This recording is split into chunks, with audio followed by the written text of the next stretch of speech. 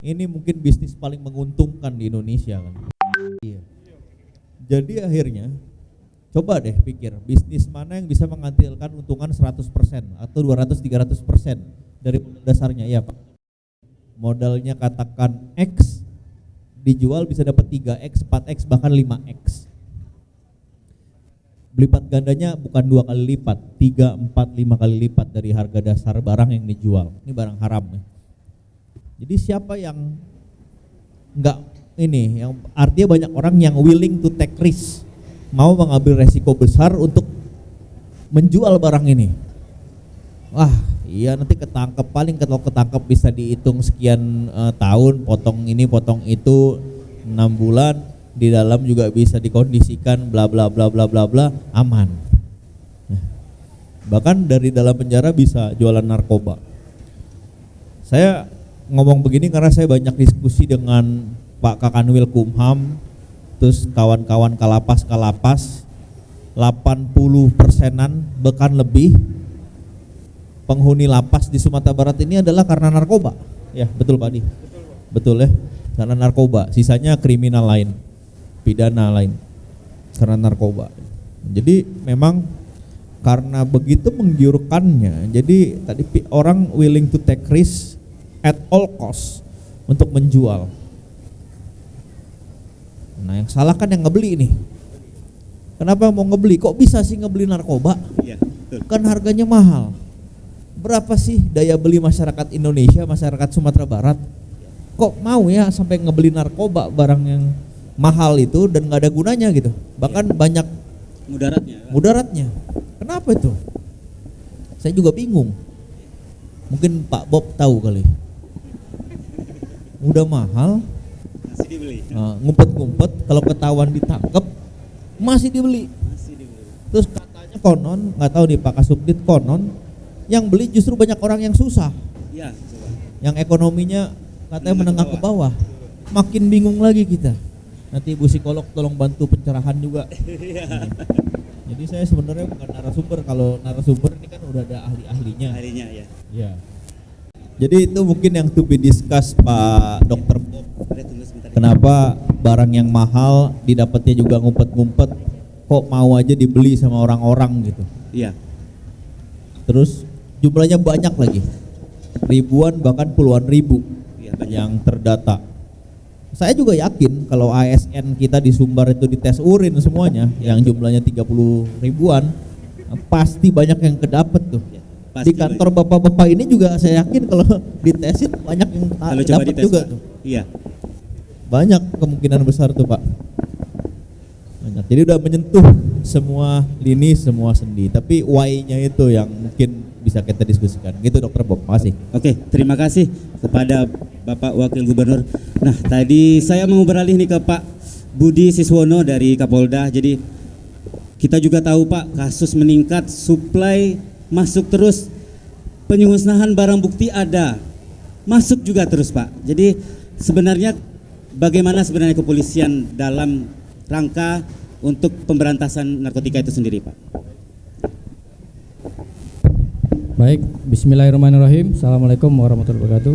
Waalaikumsalam. Yang terhormat Bapak Wakil Gubernur, Pak Kasih Narkotika, Ibu Psikolog, Kadis Kesehatan ya Bu, bahwa benar yang disampaikan oleh Pak Wagub tadi, kejahatan narkoba tiap tahunnya meningkat dan alasan ekonomi yang menjadi persoalannya.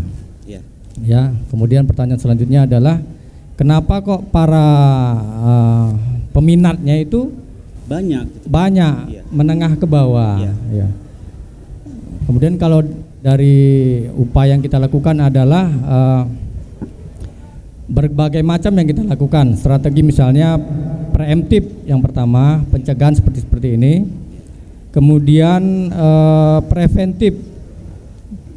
Kemudian kita lakukan patroli di tempat-tempat yang khusus ada peredaran gelap narkoba ataupun kita perkirakan di sana peredarannya cukup banyak, seperti kos-kosan di sini kan banyak tempat-tempat orang kuliah dan sebagainya, anak sekolah. Kemudian represif yang paling besar kita lakukan Pak, karena kita Direktorat Reserse Narkoba seperti arahan Bapak Direktur, kemudian kebijakan Pak Kapolda juga untuk meningkatkan upaya pengungkapan kasus. Karena narkoba ini, berbicara narkoba ini seperti gunung es Pak, teori gunung es Pak Boy ya. Yang kita tangkap itu kecil-kecilnya aja, pucuknya aja, sebenarnya akarnya masih banyak. Oke Pak. Karena bisnisnya menggiurkan. Kemudian kalau ditanya kepada kita oleh Pak Kajari pasti jawabnya narkoba ini Pak pasti kita duluankan atau extraordinary crime penanganan. Tapi kok masih terus? Ada aja. Nah, ada terus. Nah, ini persoalan karena memang yang bisa ditangkap diungkap itu oleh Direktorat Reserse Narkoba dan jajarannya itu, nah mungkin lebih banyak lagi. Semakin ditangkap makin banyak karena memang aktifnya petugas dalam mengungkap kasus itu, ya aktif. Kemudian ternyata masih banyak lagi. Banyak. Kemudian yang keempat adalah kita melakukan kerjasama rehabilitasi. Oke.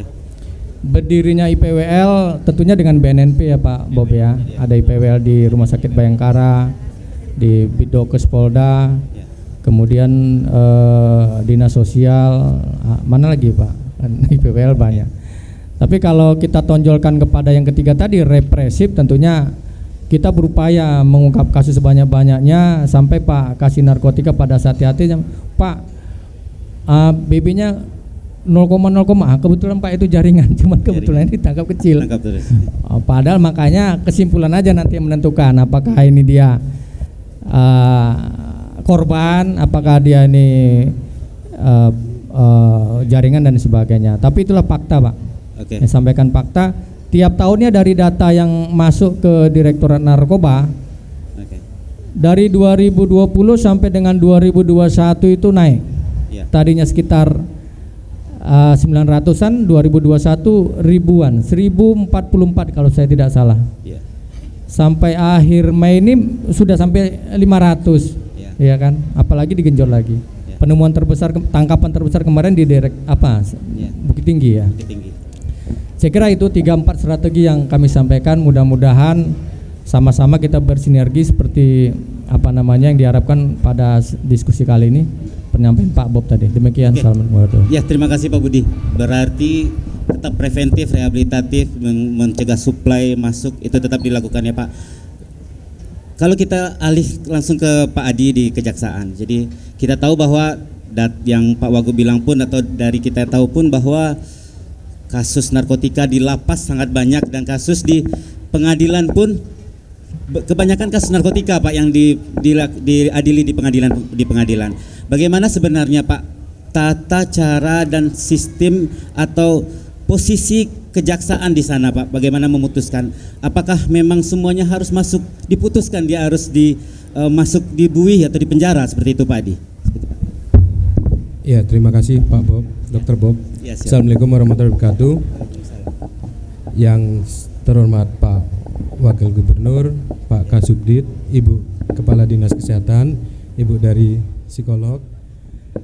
Saya memperkenalkan diri, saya Adi Setio Prabowo, Kasih Narkotika di Kejaksaan Tinggi Sumatera Barat. Untuk menjawab pertanyaan Dr. Bob ini menarik nih Pak. Jadi saya menjadi Kasih Narkotika 8 bulan yang lalu. Sudah 8 bulan saya di sini. Kami melihat perkara narkotika itu nggak ada habisnya Pak, nggak ada habisnya. Ada terus. Jadi dalam beberapa kali kita pimpinan Kejaksaan Agung, Jaksa Agung juga melihat dengan jajaran Jampidum, ketika represif ini dijalankan terus, ada unsur domino yang terjadi. Ini pengamatan kami di lapangan. Bayangkan saja ketika narkotik itu ditangkap, ancaman hukumannya di atas 4 tahun semua Pak. Ya, betul. Kenapa kok lapas itu 90% adalah penghuninya narkotika? Karena orang mencuri itu kena 6 bulan 1 tahun sudah keluar, narkotika nunggu 4 tahun lagi. Jadi numpuk terus. Dan kalau dia itu baru belajar nyabu, ditangkap, besok keluar dapat ilmu setelah 4 tahun dia bisa jualan. Dia udah punya jaringan nih. Punya jaringan. Ya. Jadi banyak sekali kasus-kasus yang kami hadapi itu berawal dari orang tidak punya uang. Bang, carikan kerjaan bang. Oh iya, ini jualan sabu, ini ada ini. Kenalannya napi-napi semua, napi-napi sabu, 90% penghuni. Jadi ketika kita hukum semakin berat, numpuk di LP, yang terjadi adalah over capacity dari LP itu sendiri. Dan di Sumatera Barat sendiri pun ada lebih dari 25% perkara yang pelakunya adalah napi. Seperempatnya ya Pak ya, 25%. Seperempatnya. Ya. Terakhir kami ada perkara dari BNN, jaringan dari Aceh, Ya. masukkan ganja 300 kilo, Ya.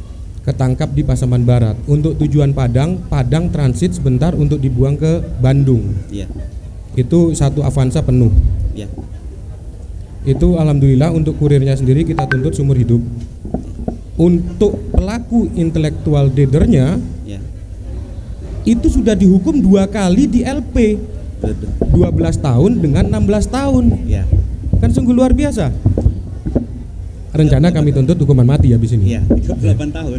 Jadi yang Aceh ada di LP Molabo, Ya. yang dari Sumbar ada di LP Sijunjung. Ya. Lah, ketangkapnya di Pasaman Barat. Ya. Dari pengalaman-pengalaman seperti ini, pimpinan Kejaksaan Agung mengeluarkan pedoman nomor 18 tahun 2021, Ya.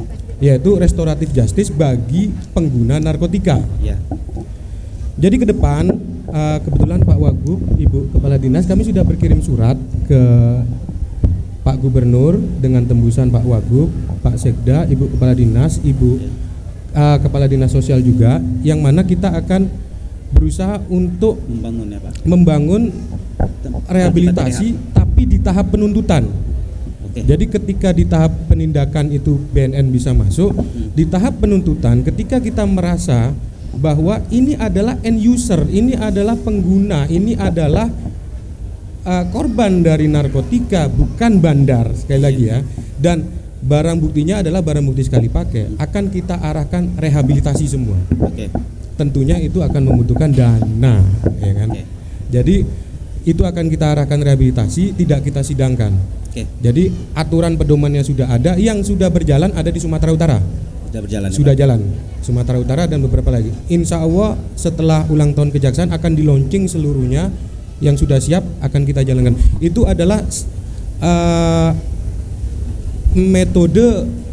metode penanggulangan narkotika yang kita contoh dari negara-negara lain, contohnya Finlandia. Jadi sudah ada studinya. Oke. Kalau kita orang-orang yang baru belajar narkotik ini kita hukum tinggi, Ya. besok keluar jadi bandar. Padahal dia korban setiap ya. Dia Baru penyalahguna. dia penyalahguna yang mana dia misalnya kalau supir Iya. biar nggak ngantuk saya nyabu. Alasan pekerjaan, Ya, alasan apa pekerjaan. gitu ya, Pak. Ya. Yang harusnya kita rehabilitasi, Oke. yang harusnya kita obati. Bahkan ada studi yang mengatakan bahwa kecanduan narkotika itu adalah penyakit, Oke. ya kan? Ya. Nah, Penyakit tapi ini ya. tidak berlaku loh Pak untuk bandar. Ya. Kasus yang ada di Pasaman Barat Tetap itu akan lanjut. kita hukum mati. Iya, tetap Ya. lanjut. Contoh kasus yang ada di Bukit Tinggi 40 Ya. kilo itu juga nggak mungkin. Oke. Itu hukum mati dua orang kayak gitu. Jadi represi itu tak jalan. Nah, langkah pencegahan kita terhadap perkara kecil-kecil ini harus kita putus mata rantainya. Ya. Ketika putus mata rantai, layaknya supply and demand, orang mau banyak jualan sabu kalau yang beli itu sudah kita rehab semua, nggak akan ada, nggak laku. Ya.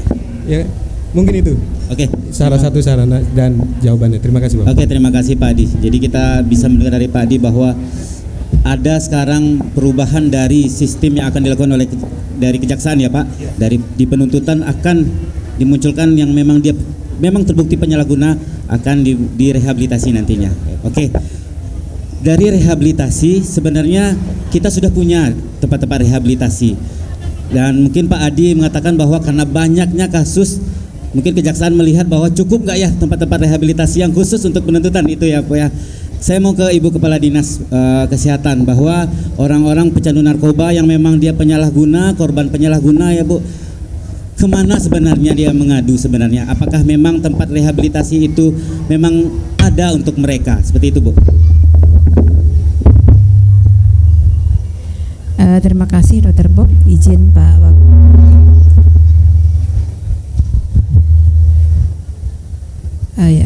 yang kami hormati Bapak Wakil Gubernur, Pak Budi, Pak Adi, dan Ibu Neni.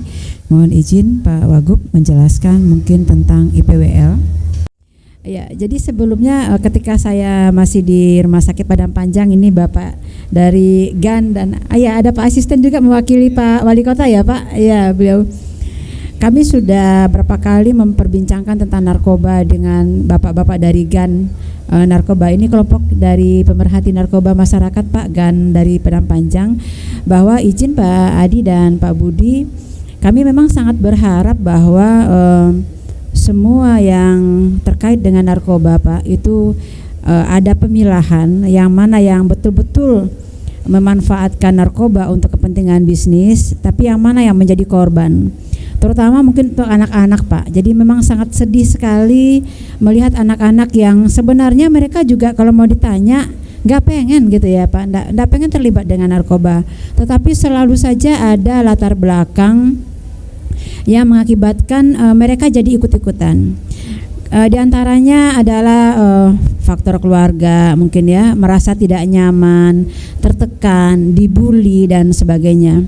Kami berapa kali ngobrol dengan anak-anak yang mencoba narkoba dari usia belasan tahun, sekarang sudah umur 23 tahun.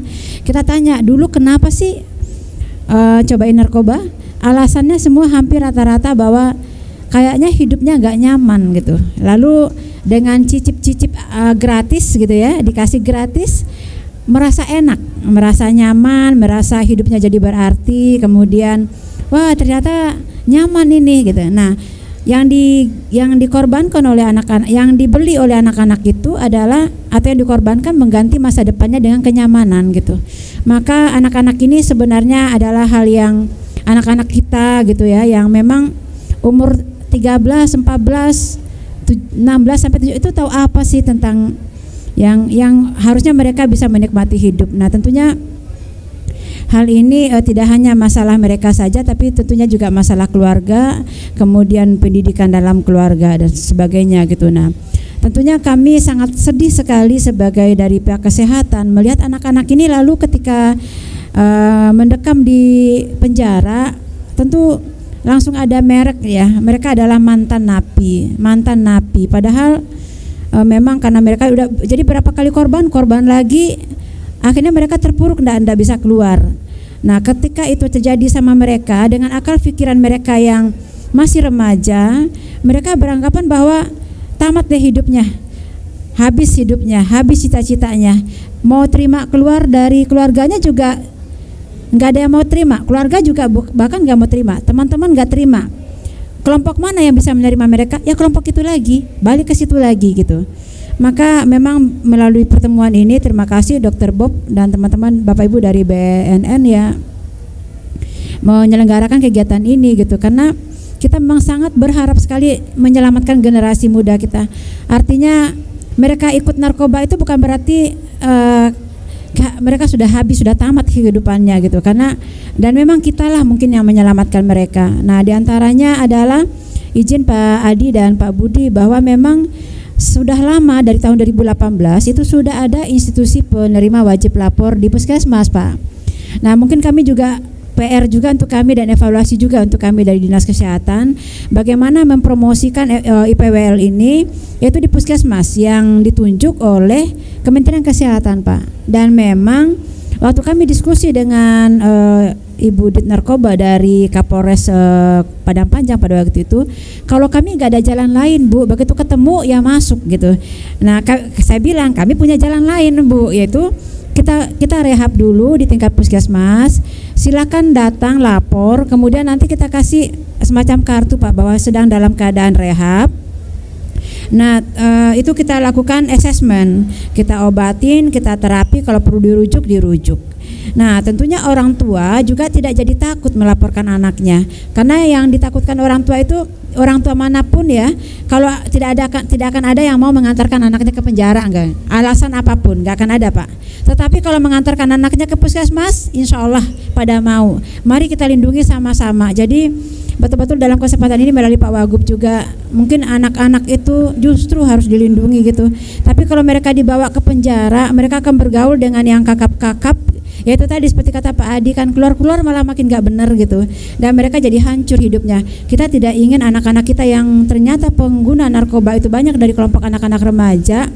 Mari kita sama-sama selamatkan Pak. Jadi memang IPWL kita sudah ada sebanyak 31 yang ada di Sumatera Barat, sudah banyak yang dilatih juga, ada 30 dokter, 30 perawat, dan ini sudah tersistem dengan baik. Mungkin kami akan gebiarkan lagi ke depan tentang IPWL ini. Bukan dengan bermaksud bahwa anak-anak gak apa-apa narkoba, ada IPWL, bukan. Tetapi kalau sudah terlanjur, mungkin lebih baik dikasih ke kita dulu Pak, mungkin untuk rehabnya kalau memang di anak-anak seperti kata Pak Adi tadi.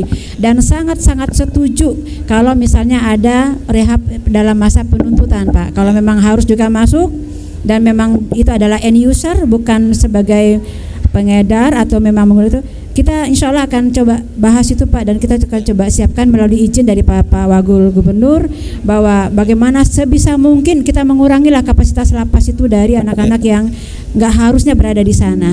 Mungkin itu Dr. Bob, kebetulan alhamdulillah hadir Pak Wagub bersama kita. Nanti mungkin melalui beliau nanti kita akan bicarakan lebih lanjut pada tingkat OPD terkait. Mungkin demikian, terima kasih. Terima kasih Bu Lila. Berarti sebenarnya ada tempat rehabilitasinya ya Bu, tempat pengobatannya ada sebenarnya yang sudah ada. Kalau kita lihat tilik lagi dari sisi psikologi Bu Neni, kita tahu bahwa narkotika, seorang yang menggunakan narkotika itu adalah seorang yang memiliki penyakit yang memiliki gangguan perilaku, gangguan fungsi otak, dan bisa mengganggu fungsi-fungsi sosial dia. Sebenarnya bagaimana teknis dalam pengobatan dia dari sisi psikolog Bu? Seperti itu Bu. Ya, terima kasih Dr. Bob.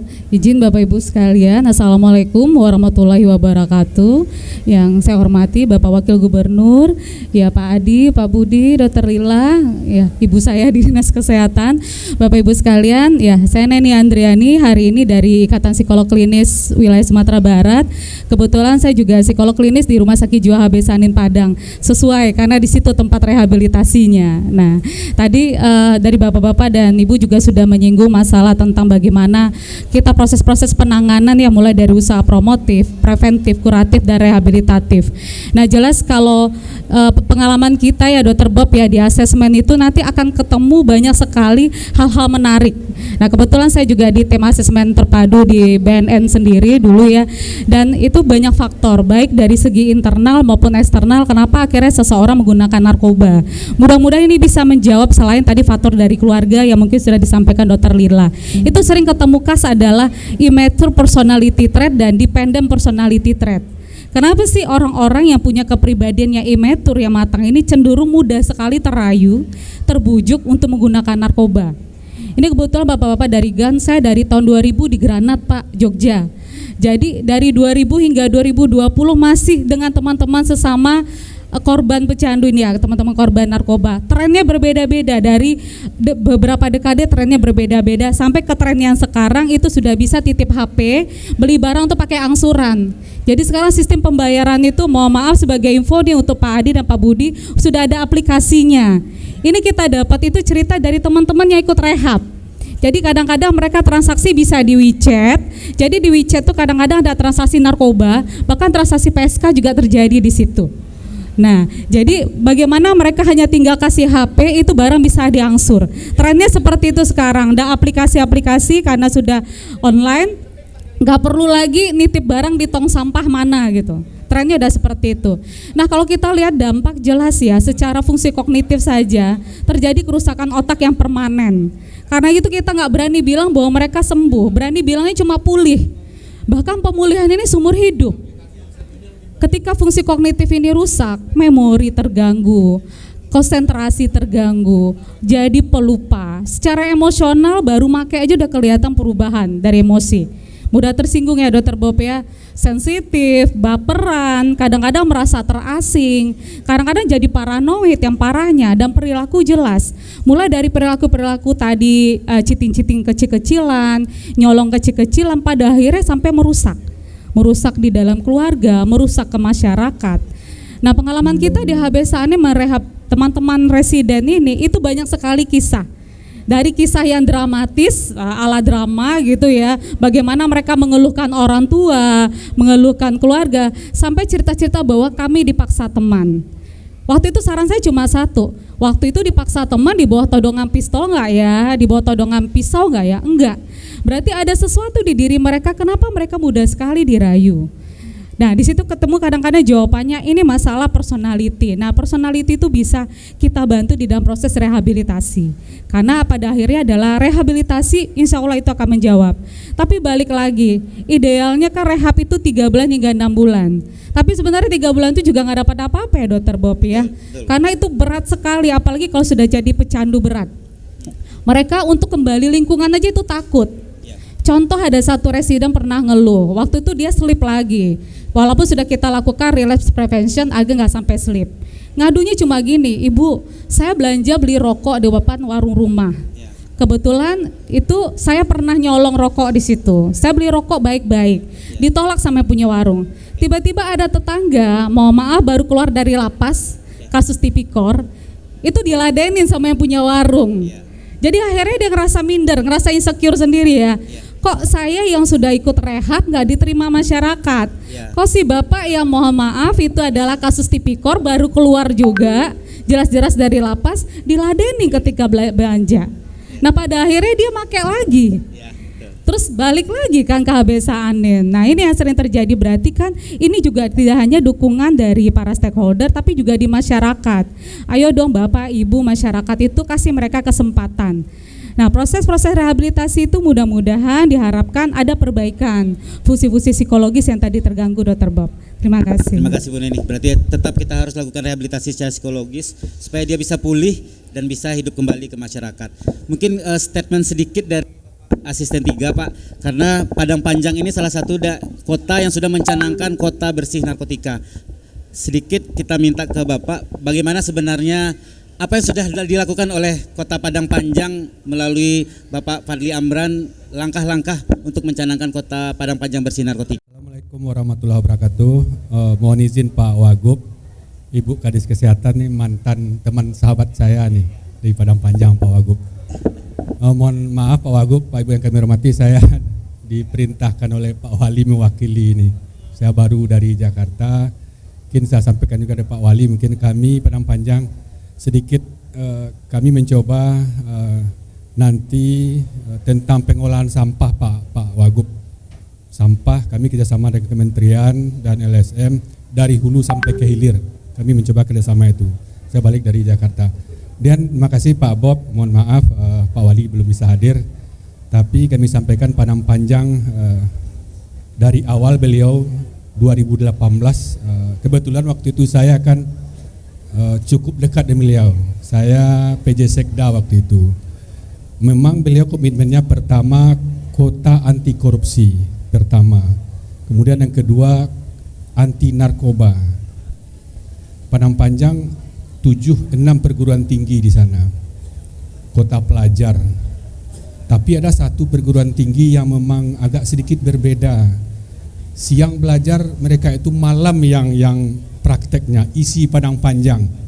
Isi itu dari hampir seluruh daerah. Itu yang mengkhawatirkan. Tapi alhamdulillah dengan tekad Pak Wali, pimpinan kami setiap tahun mengadakan secara acak tes narkoba terhadap pejabat-pejabat Padang Panjang. Tidak diberitahu.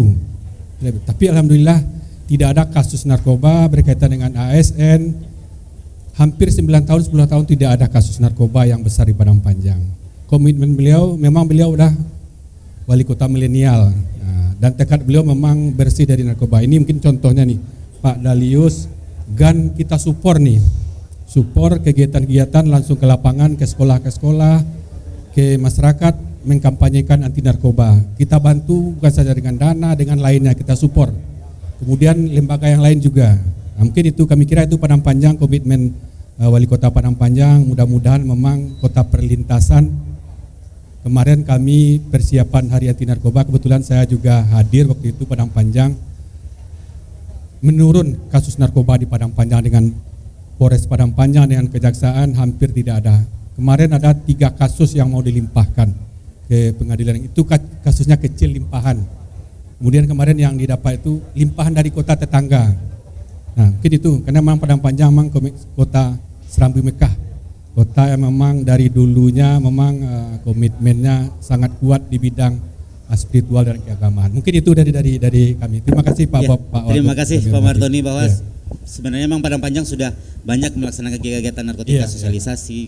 Semuanya memang sudah punya rumah healing yang Iya, memang udah. dia khusus. Rumah healing psikolog ada kita Iya, ada sediakan. psikolog di sana yang memang udah bagus di sana. Iya. Oke, kita sudah mendengar beberapa informasi dari bapak-bapak narasumber dan ibu narasumber kita. Kita buka kesempatan untuk para penonton talk show kita untuk dua penanya yang akan menanyakan ke narasumber kita. Oke, yang pertama si Bapak dulu. Oke. Kenalan. Nama tujuannya kemana ya Pak? Ya. Ini pertanyaannya tujuannya kemana?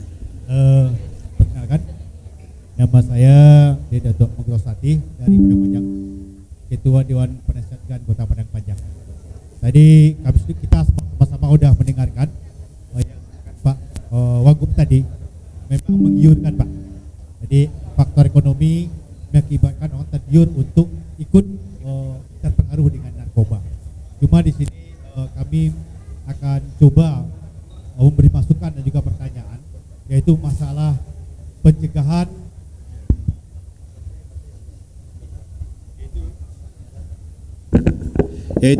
pencegahan dan penindakan. Ya, ini sangat menggelikan sekali, terutama penindakan.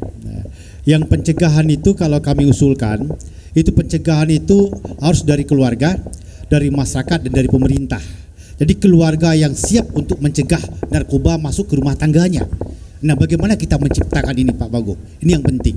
Yang kedua, bagaimana masyarakat menciptakan ketahanan masyarakat, kemampuan ketangguhan masyarakatnya untuk membentengi masyarakatnya supaya jangan sampai terpengaruh narkoba. Nah, ini. Lantas juga kesiapan pemerintah. Nah, ini yang penting sekali ini. Kesiapan wali kota, kesiapan wakil wali kota, sekdanya sampai dinas kesehatan, sampai ke kelurahan, sampai ke RT untuk bisa menjadikan kotanya kota bersinar, yaitu bersih narkoba dan mereka mengganti hari-hari. Nah, ini yang sangat penting sekali, kolaborasi antara pemerintah dengan LSM seperti kami di Padang Kota Panjang, yaitu GAN. GAN selalu siap untuk berjuang menyelamatkan semua dari bahaya narkoba. Yang kedua yang paling penting penindakan. Nah, ini yang buat saya ngilu Pak. Malah orang setelah dihukum malah lebih meningkat. Ya, dari jurus 1, jurus 2 sampai jurus 3. Ini aneh ini. Jadi penegak hukum, orang yang telah dihukum, diponis oleh kejaksaan, dihukum, tetapi bukan malah dia sadar, bukan malah dia berkurang, tetapi jadi pengedar jadinya. Dari pemakai berubah menjadi pengedar. Ini perubahan kajian ini. Kenapa? Apakah di lapas tidak ada pembinaan rohani? Psikologi kata Ibu. Nah, ini perlu kita kaji ini secara nasional maupun secara daerah. Kok bisa begitu? Kok malah pemakai dimasukkan ke penjara, diberi bimbingan? Karena kami juga memberikan bimbingan ke lapas Pak. Jadi GAN Kota Padang Panjang itu memberikan lapas, memberikan arahan tentang narkoba. Tapi toh kenapa setelah masuk bukan dia sadar, tapi dia meningkat. Nah, ini perlu kita bahan PR bagi kita Pak Wagub. Bagaimana caranya supaya orang narapidana narkoba ini tidak mengulangi lagi. Nah, ini kiat yang harus kita cari ini. Dan kami bertanya bagaimana kiat pemerintah atau pihak kepolisian secara tegas supaya orang yang pemakai ini betul-betul dia nggak mau mendekati narkoba lagi. Terima kasih. Assalamualaikum warahmatullahi wabarakatuh. Oke, terima kasih Pak. Langsung jawab. Oke Pak Wagub, jadi dari Bapak DPC dia menanyakan bagaimana dari pemerintah untuk meningkatkan pencegahan di tingkat keluarga agar memang keluarga itu memiliki ketahanan keluarga terhadap narkotika Pak Wagub. Kiatnya. Ya, makasih Pak Datuk yang selalu berjuang smart fight untuk narkoba. Jadi waktu itu memang saya diskusi dengan Pak Kakanwil terus dengan Kalapas. Kebetulan atasan Pak Budi, Pak Dir Narkoba juga dekat sama saya, Pak Rudi, pemain bola beliau ya kan. Ketua makanya sibuk ya. Kemarin nelponinnya ngajak main sepeda. Jadi memang saya bilang sama Pak Andika, Pak, itu kan yang di penjara itu kan 85% narkoba, bahkan lebih mungkin, bahkan lebih. Iya Pak Wagub, kalau keluar penjara tadi yang Pak Adi bilang naik kelas. Wah rugi saya kalau cuma make doang. Mendingan sekalian jualan katanya. Udah make di penjara, ya udah mendingan jadi bandar aja, mulai dari bandar kelas ikan teri sampai nanti akhirnya jadi kelas ikan kakap. Udah make salah, udah mendingan jadi bandar sekalian. Betul kata Pak Adi, saya juga sama waktu itu diskusi. Emang kalau yang korban harusnya betul jangan dipenjara, harusnya dibina. Pertama di penjara itu ngabisin uang negara karena ngasih makan tuh 17.500 hari ya. Kali berapa orang tuh? 19.500 kali berapa orang itu kan? Nah, jadi penjaranya penuh. Penjara penuh, Pak. Penuhnya narkoba. Nah, itu kan makanya betul harusnya dibina. Tadi Pak Asisten cerita ya di Padang Panjang rumah healing, terus di provinsi apa tadi namanya? IPWL gitu. Tapi memang setahu saya rehabilitasi ini ada dua nih, ada yang dari negara ya, BNN punya juga di Sentul ya, di mana? Yang di Jawa, Lido, sorry, di Lido. Terus ada juga yang Loka Batam. Ada juga yang punya swasta. Kalau punya swasta tentunya orang-orang yang mampu. Nah, ini memang harus jadi pemikiran bersama nih, Bu Lila. Orang-orang ini karena biasa terciduk langsung dibawa semua, Pak, masukin sel semua. Mereka juga bingung kan, diam aja. Dalam dia sakau lagi, ya kan? Dalam sakau didagangin lagi. Lumayan nih orang sakau nih kan, saat masukin lagi. Jadi memang susah karena sangat menggiurkan itu. Tapi betul. Tadi Pak Adi bilang sama kayak saya diskusi dengan Pak Andika. Emang aturan Pak, kenapa dipenjara orang-orang ini? Ini anak muda semua. Rubah sistem hukum ya, mungkin begitu ya Pak Adi. Betul. Mungkin Pak Adi nanti bisa tambahkan nih Pak Adi.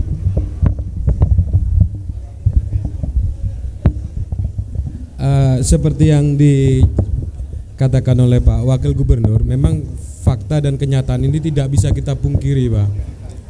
Untuk lapas Padang anak air itu lapas paling rutan ya, itu ya, rutan paling besar. Itu silakan ditanya nanti Pak, itu kapasitasnya berapa, penghuninya berapa, dan berapa orang yang terkena perkara narkotika. Lah ketika Bapak itu satu sel isinya pecandu jangki semua, itu penyakit itu bisa nular, Pak. Ya kan? Penyakit itu bisa nular, saya percaya itu. Jadi ketika orang itu awalnya dari coba-coba, dia ketemu sama teman-temannya, ternyata oh, saya coba-coba, saya beli di jaringan satu. Begitu masuk penjara, saya punya 10 jaringan nih. Jadi kalau satu ketangkep Pak Budi, saya masih ada 9 jaringan. Semakin pintar, Pak. Untuk itu memang ke depan memang kita akan giatkan untuk rehabilitasi di tahap penuntutan. Regulasi kita sudah ada, kemudian pimpinan sangat support sekali. Memang untuk infrastruktur masih belum merata se-Indonesia, tapi di Sumatera Utara sudah jalan. Harapannya nanti di Sumatera Barat kita akan menggandeng Habisanin. Jadi konsep Habisanin itu kan untuk rehabilitasi medis di pasca putusan. Jadi kalau di kami itu melalui putusan hakim. Kita akan mengadakan MOU ke depannya untuk proses penuntutan. Jadi perkara itu tidak kita sidangkan, langsung kita masukkan panti rehab. Tapi harus melalui asesmen terlebih dahulu. Asesmen yang melibatkan orang-orang seperti Dr. Bob ini. Jadi ahlinya harus bilang dia memang pecandu. Nah, kalau ahlinya sudah bilang, karena kami adalah ahli hukum. Nah, ahli psikolog dan dokter akan menyatakan, oh ini memang harus direhab. Ya. Kalau ahlinya bilang tidak, ini bukan pecandu, bukan pengguna, bukan korban, nggak mungkin kita asesmen, nggak mungkin kita rehabilitasi. Mungkin gitu Pak Bo. Terima kasih Pak Adi. Berarti memang akan sudah ada regulasinya Pak, yang akan mudah-mudahan bisa memperbaiki sistem yang ada. Satu pertanyaan lagi dari, silakan.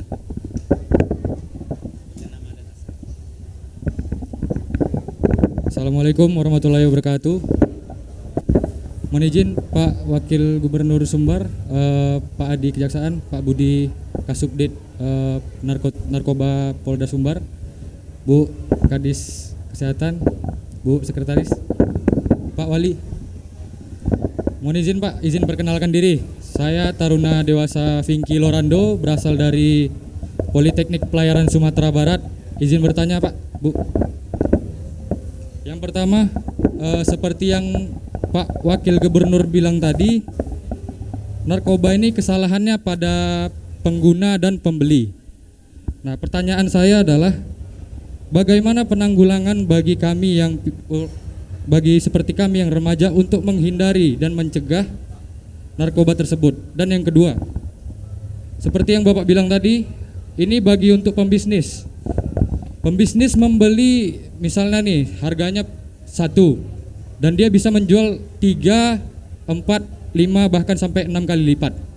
Nah, pertanyaannya adalah apakah masuknya narkoba ke negara kita ini keamanannya yang belum ketat ataukah mungkin pertahanan negara kita ini yang belum ketat? Terima kasih, Pak. Terima kasih. Untuk Vicky mungkin bisa langsung Pak Wagub dijawab. Oke, saya coba jawab ya.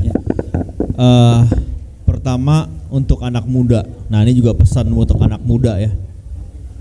Sekarang ini kan tadi Pak Datu juga bilang keluarga dulu, lingkungan dulu. Control what you can control. Kalau saya selalu bilang gitu. Control what you can control. Apa itu? Yourself. Diri kamu sendiri. Yang bisa mengendalikan diri kita adalah kita sendiri. Sekarang kan arus informasi itu begitu deras, begitu cepat ya. Saya juga selalu bilang, pasti adik-adik ini juga pada punya smartphone, udah pasti. Jadi pakailah smartphone kalian dengan smart, ya kan? Pakailah handphone pinternya dengan pinter betulan, dengan cerdas. Itu satu. Jadi kontrol what you can control. Apalagi taruna-taruna gini, ini harus bisa jadi agent of change juga, agen perubahan. Kalau taruna-taruna gini udah masih taruna pada narkoba, mendingan dikebiri aja tuh semuanya tuh. Udah hancur masa depannya nanti. Jadi harus bisa jadi agent of change. Kalau lagi pesiar pulang kampung ya dulu apa namanya kampanye suruh vaksin gitu ya. Nah, vaksin juga masih boleh lah. Nah, sekarang coba juga bantu kami juga narkoba, edukasi ke adik-adik kita yang di bawah, yang di SMA. Gitu. Karena memang pengaruh paling besar itu lingkungan pertama itu. Lingkungan pertemanan. Dari kita sendiri. Saya jujur, di depan saya orang narkoba pernah nggak saya lihat? Pernah, sering. Tapi kita nggak terpengaruh karena kita bisa kontrol diri kita sendiri. Kita tahu, kita sadar itu merugikan, itu menyebabkan sesuatu yang akan negatif ke depannya. Nah itu penting tuh. Nah kalau masalah ketahanan negara, ya ini kan namanya masukin barang kan pasti perlu kerjasama ya. Nggak mungkin kurir doang. Itu kan, ya pastinya ada oknum-oknum terlibat. UUD, ujung-ujungnya duit. Ya, karena tadi nilainya sangat menggiurkan, manusiawi, humanly banget. Ketika disodorkan ya akhirnya ada oknum-oknum, baik itu aparat penegak hukum maupun non aparat penegak hukum, masyarakat ya saling bahu membahu untuk memasukkan barang itu dari segala sudut. Tadi Pak Adi bilang masuk dari Aceh bisa sampai 300 kilo. Naik mobil Avanza penuh, pasti ada yang ikutan di situ. Nggak mungkin cuma mobil sama supir itu aja, nggak mungkin. Pasti banyak yang berperan. Saya tanya kenapa bisa ketangkep Pak? Kok tahu Avanza itu bawa apa tadi, ganja? Ya karena udah di tracking, udah diikuti. Sebenarnya bisa banget untuk menelusuri terus. Karena semua udah pasti terkonek sama handphone. Nggak mungkin dia berkomunikasi pakai merpati pos kan? Pasti udah pakai smartphone semuanya. Sebenarnya tuh buat ditelusurin gampang banget. Kebetulan adik kandung saya polisi, kerjanya di bagian monitoring center. Jadi sebenarnya kalau mau ngebuka gitu gampang banget sebenarnya. Sekarang udah willingness-nya aja. Karena tadi itu duit, bukan masalah keamanan negara. Di Amerika juga negara maju juga narkoba juga banyak. Sama juga, sama lagi ujung-ujungnya duit. Nah makanya control what you can control yourself. Itu tadi siapa namanya? Asal dari mana? Iya dari mana ininya? Kampungnya? Oh dari Batam. Oke. Terima kasih. Mungkin bisa tambahan di Pak Budi ini, apakah memang negara kita ini tidak aman Pak? Apakah memang gampang sekali masuk narkotika itu ke negara kita sehingga bisa menjadi bisnis yang menggiurkan dan tetap banyak terus yang masuk barang-barang tersebut Pak? Silakan Pak. Ya terima kasih Pak Dr. Bob menambahkan dari Pak Wagub maupun Pak Adi. Jadi untuk sekarang ini khususnya Direktorat Reserse Narkoba lebih mengutamakan mengungkap yang besar-besar Pak. Pengedarnya, jadi pengedarnya kita tangkap. Pernah dulu di Amaris 5 kg sabu. Kemudian banyak lagi yang masuk Pak ya, yang kita kirim berkasnya ke kejaksaan, sudah dapat vonis dari pengadilan. Kemudian lebih lanjut sampai ke TPPU Pak ya. tindak pidana pencucian uangnya. Jadi sudah kita proses itu Pak Datuk. Jadi pengedarnya kita tangkap, yang pemakai ini PS-nya ini udahlah kita asesmen, misalnya dia mungkin korban. Kemudian aset-aset dia kita kasuskan lagi, TPPU, tindak pidana pencucian uang, vonis, atau sekarang dalam proses. Tapi kalau memang narkoba ini mau nggak ada pengungkapan, pernah Pak, saya pada saat Kasat Narkoba Polresta Padang 2013, saya bilang sama anggota, coba seminggu nggak usah nangkap dulu, pasti kosong. Betul Pak, seminggu kosong kasus Pak, karena nggak ditangkap. Seminggu, saya bilang seminggu aja, nol Pak Bob, nggak ada pengungkapan. Jajaran juga gitu, polsek-polsek. Tapi setelah hari ke-8 kita ungkap malah lebih banyak lagi. Ternyata dia libur seminggu, hari selanjutnya terungkap. Saya kira itu persoalan bersama, mudah-mudahan dengan diskusi ini, tadi udah ada pernyataan dari Pak Wagub, Pak Adi, bagaimana sama-sama kita bersinergi ya. Perbatasan Pak Adi ya, perbatasan kita tutup, kemudian pintu-pintu masuk kita batasi. Kalau di Sumatera Barat ini ada 7 kabupaten yang perlu diwaspadai karena perbatasan, itu mulai Sijunjung, Darmasraya, Solok Selatan, 50 kota, Pasaman Timur Barat, ada 7. Banyak jalan tikusnya. Pernah kami razia itu malam-malam jam 12 sampai jam 4 pagi di Pangkalan, di depan polsek itu, karena ada informasi masuk barang pakai travel. Saya tunggu Pak sampai subuh, sholat di situ sama anggota. Hujan-hujan gerimis kayak begini juga. Ternyata nggak dapat informasi. Dia sebelah kanan Pak, jalan tikus. Ya udah, nggak ketemu, rupanya sudah lewat sampai si Junjung sana muternya dia. Ini persoalan jalanan juga ya kan. Jadi perlu menjadi perhatian kita bersama untuk itu. Saya kira itu aja. Terima kasih Pak Budi. Kita berikan aplaus dulu untuk seluruh narasumber kita. Karena waktu juga yang membatasi, mungkin Bapak Wagub juga ada kegiatan. Mungkin dengan statement tadi yang terakhir dari Pak Wagub, maka berakhirlah acara talk show kita pada hari ini. Terima kasih kita ucapkan kepada narasumber-narasumber terbaik kita. Terima kasih kita ucapkan kepada seluruh pengunjung yang telah menyaksikan talk show ini. Mudah-mudahan kita bisa menambah wawasan, bisa menambah ilmu, bisa mengerti dan bisa bahu-membahu dalam mengatasi permasalahan narkotika. Demikian dari saya, wabillahi taufiq wal hidayah. Wassalamualaikum warahmatullahi wabarakatuh. Ya.